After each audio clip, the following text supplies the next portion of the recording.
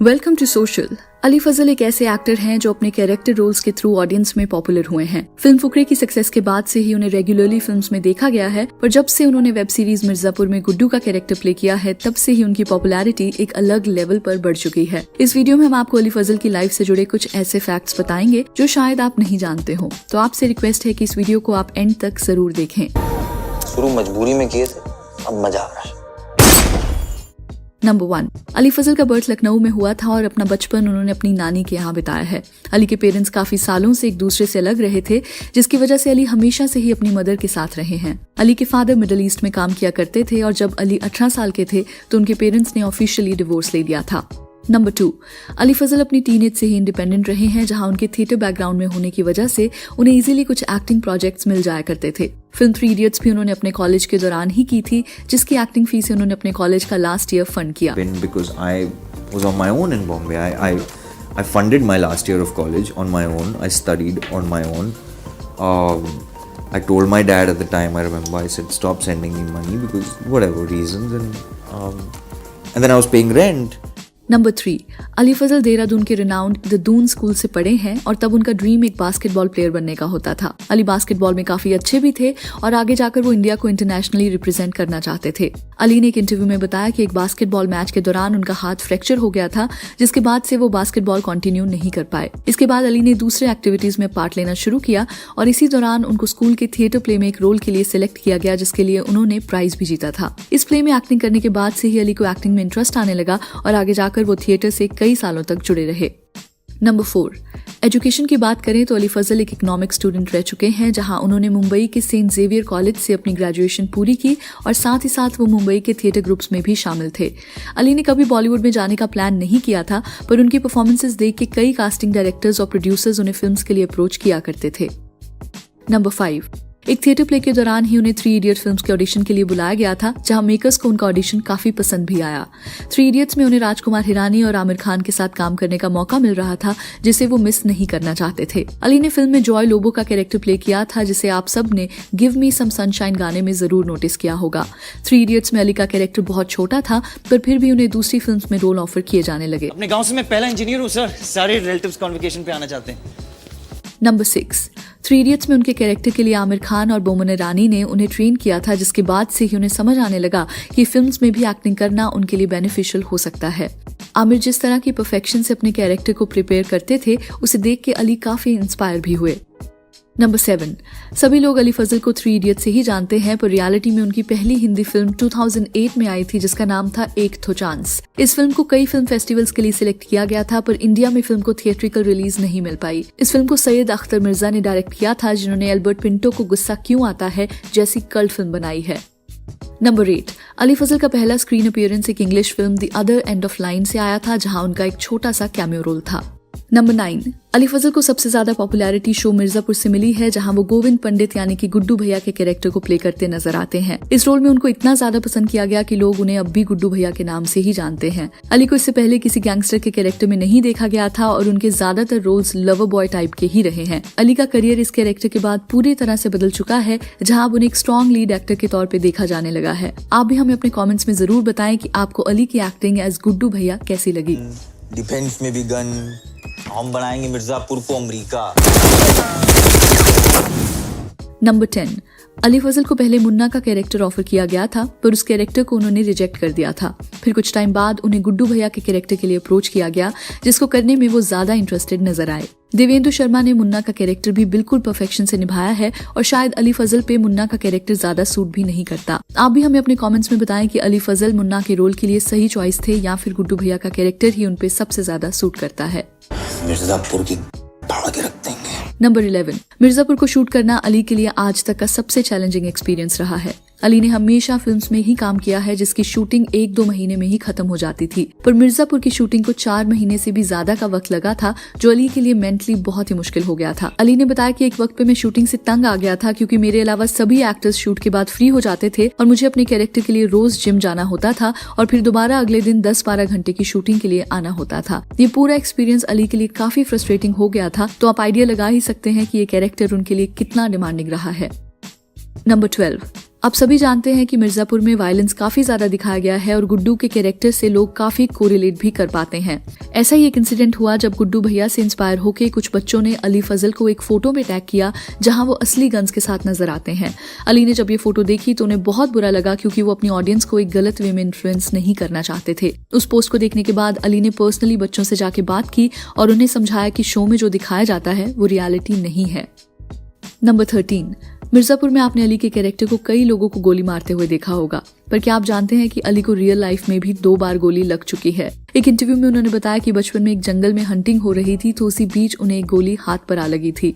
इसके बाद अपने टीनेज में उन्हें दोबारा एक गोली लगी थी जब वो अपने कजन के साथ गाड़ी में थे। बहुत हैरानी की बात है कि ऐसा भी उनके साथ हुआ है और उनका कहना है कि मुझे आज तक नहीं पता चला कि मुझे गाड़ी में किसने गोली मारी थी। ये स्टोरी काफी अनबिलीवेबल और फनी लगती है, पर वी होप कि अली की लाइफ में ऐसा इंसिडेंट दोबारा ना हो।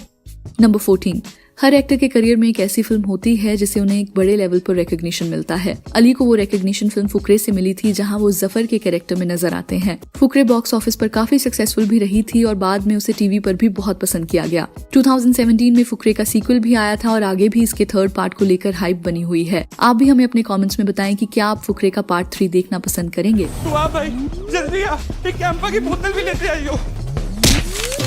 नंबर 15, फास्ट एंड फ्यूरियस 7 में अली एक कैमियो अपीयरेंस में नजर आते हैं और इस रोल को पाने के पीछे एक बहुत ही इंटरेस्टिंग कहानी है। फिल्म के लिए ऑलरेडी 800 लोगों के ऑडिशन लिए जा चुके थे और अली का इस रोल में ज्यादा इंटरेस्ट भी नहीं था क्योंकि वो उस वक्त एक हॉलीडे पे थे। अली के हॉलीवुड एजेंट ने उन्हें फिर भी ऑडिशन देने को कहा, जिसके लिए अली ने मोबाइल से कुछ सीन्स को एक्ट करके सेंड कर दिया और उस ऑडिशन को देखते ही फिल्म में उन्हें कास्ट कर लिया गया। अली ने एक इंटरव्यू में बताया कि फिल्म की शूटिंग के वक्त उनका एक्सपीरियंस बहुत ही अच्छा रहा, जहां उन्हें पॉल वॉकर के साथ भी सीन शूट करने का मौका मिला। Fast and furious 7 Paul walker की आखिरी फिल्म थी और अली के लिए भी ये फिल्म कई मायनों में स्पेशल रही है। Number 16, film Victoria and Abdul में Ali Fazal English actress Judy डेंच के साथ नजर आते हैं। जूडी डेंच एक वर्ल्ड रिनाउंड एक्ट्रेस हैं जिन्हें उनकी फिल्म्स के लिए बहुत अप्रिशिएट किया जाता है। उन्हें एक्टिंग करते हुए 60 ईयर से भी ज्यादा हो चुके हैं और किसी भी एक्टर के लिए उनके साथ काम करना एक ऑनर से कम नहीं है। विक्टोरिया एंड अब्दुल एक पीरियोडिक बायोग्राफी है जहां क्वीन विक्टोरिया और उनके सर्वेंट अब्दुल की कहानी दिखाई गई है। फिल्म में अली फजल लीड कैरेक्टर अब्दुल का रोल प्ले करते हैं, जिनका काम क्वीन विक्टोरिया को हिंदी सिखाने का होता है। At all. What is the point? Service, Your Majesty. We are here for a greater purpose. You are a servant no longer. You will teach me Urdu and the Quran. Number 17, film में अब्दुल के character के लिए 100 से भी ज्यादा actors के audition लिए गए थे, जिनमें से एक अली भी थे। सभी ऑडिशंस को देखने के बाद ब्रिटिश एक्टर देव पटेल को कास्ट किए जाने वाला था, पर मेकर्स को अली फजल का ऑडिशन भी पसंद आया था। अली को बिल्कुल भी आइडिया नहीं था कि उन्हें ये रोल मिल जाएगा क्योंकि देव पटेल ऑलरेडी काफी एस्टेब्लिश्ड एक्टर हैं जिन्होंने हॉलीवुड फिल्म्स में इंडियन कैरेक्टर्स को बहुत ढंग से पोर्ट्रे भी किया है। अली फजल को इस रोल के लिए ज्यादा होप्स नहीं थी, पर आखिर में मेकर्स ने अली फजल को ही अब्दुल के रोल के लिए सिलेक्ट किया था।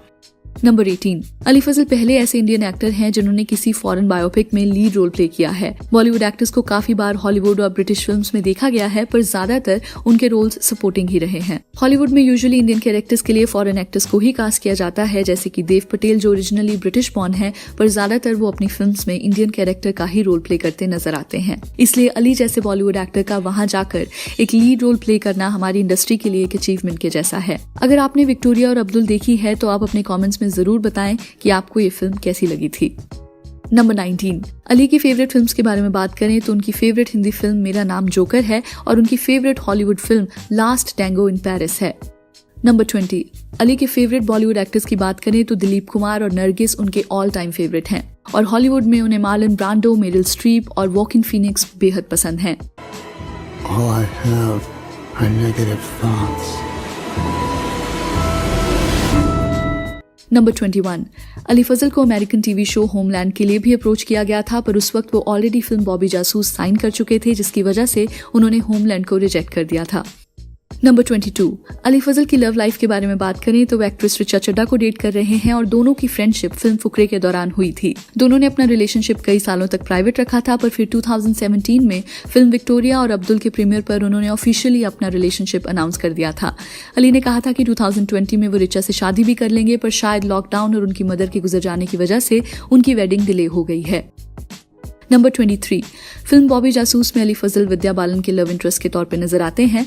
अली को ये रोल कोई ज्यादा पसंद नहीं था क्योंकि उन्हें लगा कि विद्या बालन की फिल्म में सारा फोकस उनके कैरेक्टर पर ही होता है और बाकी सब कैरेक्टर सपोर्टिंग रोल के ही रहते हैं। फिर जब अली ने अपने कैरेक्टर की स्टोरी पढ़ी तो उन्हें अपना कैरेक्टर काफी इंपॉर्टेंट लगा और उनका मानना था कि एक बहुत ही अलग तरह की लव स्टोरी थी। अगर आपने बॉबी जासूस देखी है तो आप हमें जरूर बताएं कि आपको अली फजल और विद्या बालन की केमिस्ट्री पसंद आई या नहीं।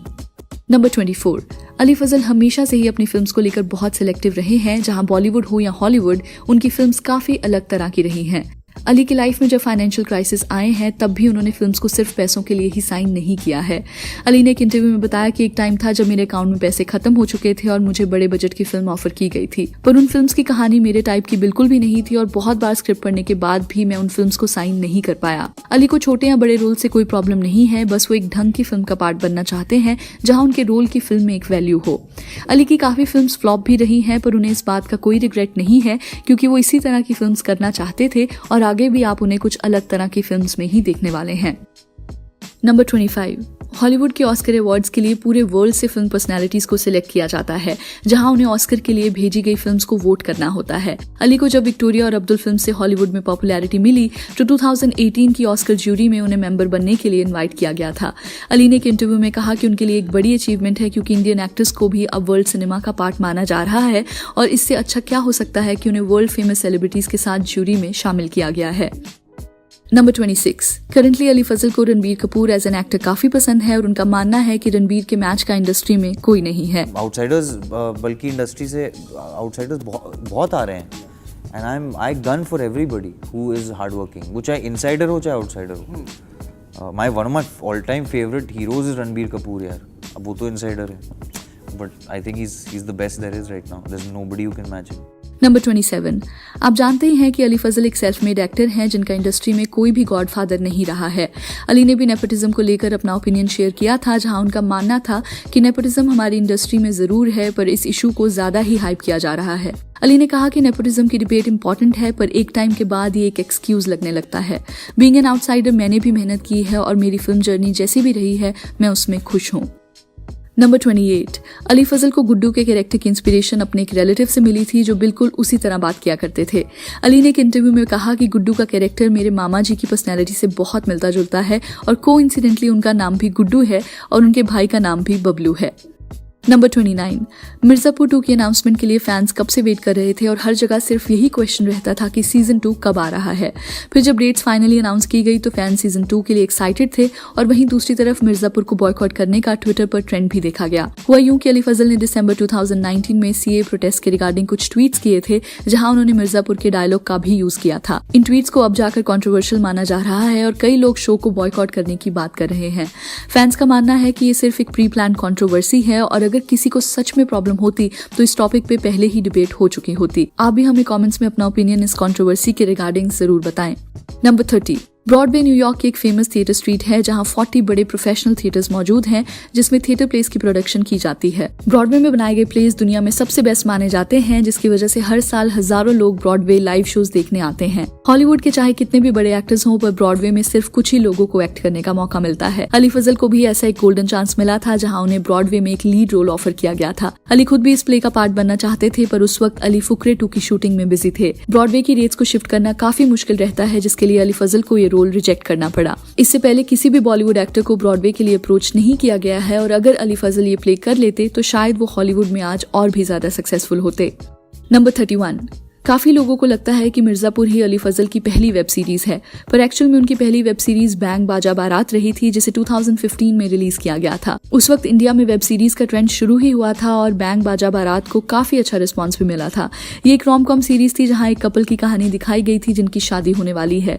इस शादी में पहली बार दोनों की फैमिलीज एक दूसरे से मिलती हैं और उनके मिलते ही एक केओटिक सिचुएशन क्रिएट हो जाती है।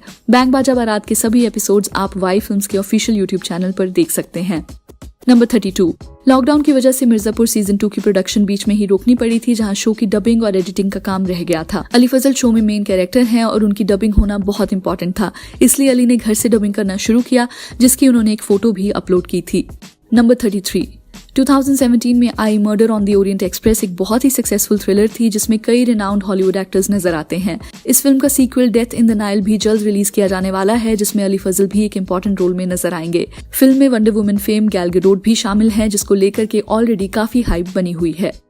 वीडियो खत्म करने से पहले आप हमें जरूर बताएं कि अली फजल आपको एज एन एक्टर कैसे लगते हैं और आगे जाकर आप उन्हें किस तरह के कैरेक्टर्स में देखना चाहेंगे। इसके अलावा आप हमें न्यू वीडियोस के लिए आइडियाज भी दे सकते हैं। हम सभी के कमेंट्स पढ़ते हैं और आपका फीडबैक एक वैल्यू ऐड करता है।